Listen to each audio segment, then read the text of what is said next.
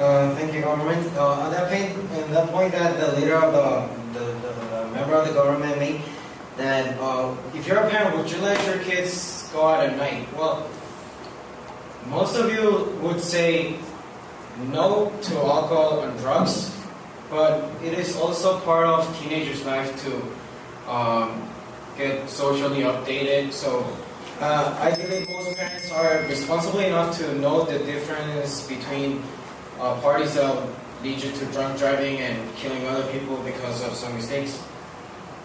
And because the government cannot come up with an effective solution for the criminals in Guatemala and assaulting people at night, that doesn't mean that you should put these restrictions on people, because putting restrictions on people is what leads to revolution, especially when they're... Is that 2 minutes? One. I have 1 minute left? Just 2 minutes. Wait, don't I get like 3 minutes?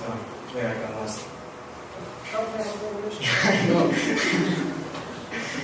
And yes, revolution is usually what happens when the people are not allowed to do what they want, especially if these restrictions are a violation of rights, which what you're doing right now, but not letting people go out at 9 or later on, is a total violation of rights. Because what happens, as my colleague mentioned, what happens to these people that have what happens to these people that have real necessities at that time? Like, there's a lot of people like go to Mexico to work, and like, what happens to these people that do need to travel at night?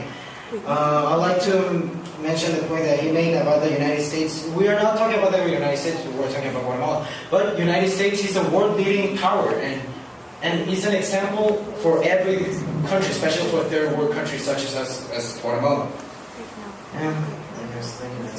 I would like to say on the point also, strengthen the point that Johnny said, that yes, we weren't saying we did bring the United States as an example, but why shouldn't we follow the United States as an example? Look at them. They have very low criminal rates. They are one of the leading powers. Why shouldn't we follow their example?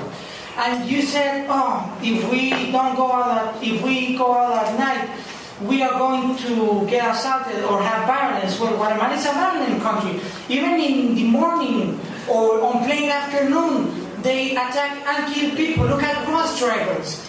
Like right now, I bet one bus driver is already dying at the hand of a sicario. Being night or day, unfortunately for the maras here in Guatemala, doesn't matter anymore. Another point is that you said that the parents don't want your kids to go out at night. Well, how do you know the mentality of all parents? Have you spoken to all the parents in Guatemala? No. Some parents do want their children to go out at night because, believe it or not, some teenagers are responsible. There are some teenagers who don't drink at parties, don't do drunk driving. And if, as Johnny said, if we restrict this right from people, we are taking liberty away from them. Thank you very much.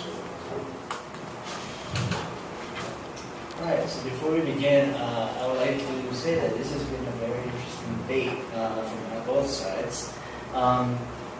So the way that we can conclude this is, in multiple points, the member of the opposition, well, at one point specifically saying, the member of the opposition mentions social updates with society, or I'm adding the society part as I interpret it, but the social updates is literally part of the phrase that the member of the opposition said. And as in the conditions of the argument that he was making, it made it sound as if teenagers have to get socially updated at night.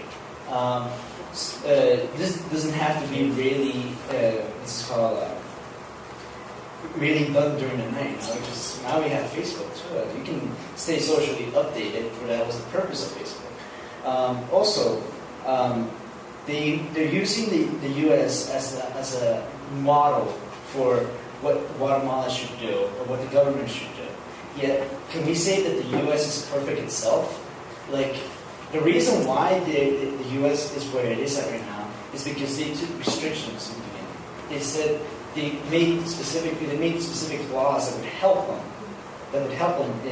keep order and keep their states ordered. Point of order. Please make a good point.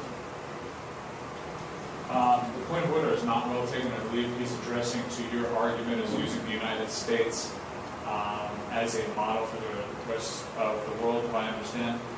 Point of orders and my judgment on them is not open to debate. Point not well taken. To continue, if we do not put restrictions, then what is the solution for stopping all of these violent acts?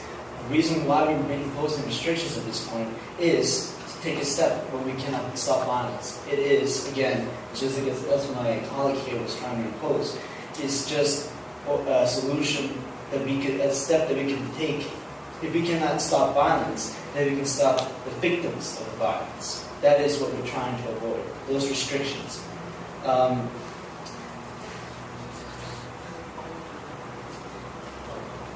that's pretty much everything. Well, thank you very much. It was a pleasure. That was an excellent debate. I thank all participants. I counted both sides making 3 full arguments with claim, data, and more. However, the opposition successfully, by way of Luciano Wolf, made a successful counter-argument, therefore giving the opposition a slight advantage. Luciano and Yanni win the debate.